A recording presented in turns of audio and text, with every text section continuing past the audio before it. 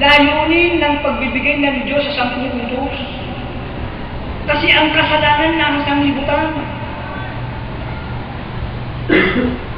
Nang dumating ngayon ang kautusan, makikilala na ng tao ang kasalanan. Bakit? Yung pagpatay pala ay masama, kaya sinabing, wow. O, di ba? Yung pagnanakaw pala ay masama, kaya sinasabing, wow. Pero nung wala pa yan, hindi binibilang ang kasalanan. Walang kasalanan. Excuse me, may kasalanan pero hindi ito ibinibilang. Kaya kasi wala pang kautusan eh. Wala pang buwag eh. Nandyan, puro kasamaan yan. Puro kasamaan. Kung anong gusto gawin ng tao, sige, ganun na lang.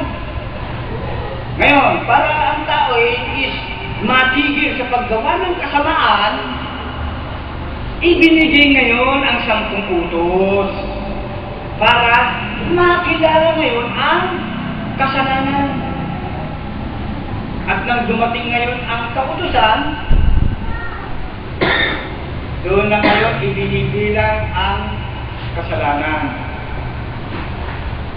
Nakuha niyo? Kasi masama eh, kasamaan yan.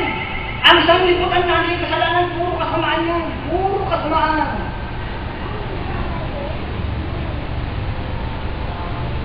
Kaya nga sinabi sa Roma 3, versikulo 10, gaya ng nasusulat, walang matuwid, wala kahit isa, walang nakakatalastas, walang humahanap sa Diyos. Silang lahat ay nagsilihis, magkakasamang nawalan ng kasaysayan, walang gumagawa ng mabuti, wala kahit isa. To make the long story short, verse 18, walang pagkatakot sa Diyos sa harap ng kanilang mga mata. Ngayon ay nalalaman natin na ang anumang sinasabi ng kautusan, yaon ay sinasabi sa mga sa ilalim ng kautusan. Sino yung mga nasa ilalim ng kautusan? Yung mga gumagawa ng masama. Doon sinasabi ngayon yan. Nung dumating ngayon ang kautusan, ano nangyari? Nagbigay buhay ba?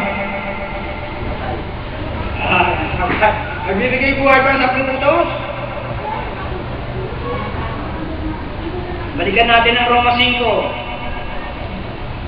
versikulo 12.